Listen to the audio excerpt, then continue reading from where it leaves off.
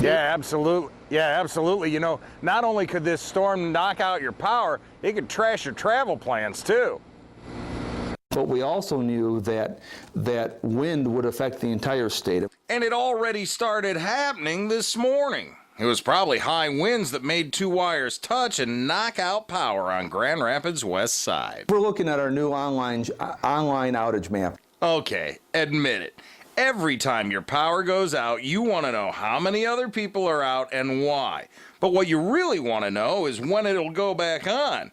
Take a look at this morning's outage. By zooming in, you can see very visually who's affected. You know the number of people that are out for that outage, what time it happened, and then when we expect the power to be back on.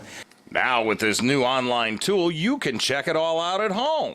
So you're thinking, yeah, that's pretty handy and all, but geez, Steve, my power's out. How the heck am I going to check my computer? Smartphone app, downloadable to iPhone and Android. And you can check it anywhere, even here at the airport. Only ticketed passengers are allowed beyond the security. Oh, there's no place like home for the holidays. But let's face it, sometimes getting there ain't exactly half the fun.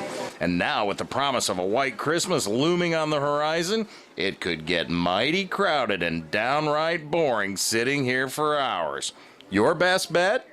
Make sure you know that your flight's on time and that it is scheduled to arrive or depart on time.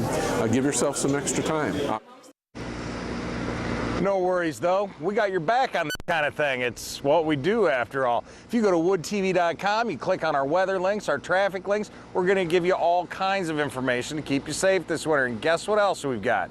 Smartphone app. Yep, you can take it anywhere. Live in Grand Rapids, Steve Kelso, 24-Hour News 8.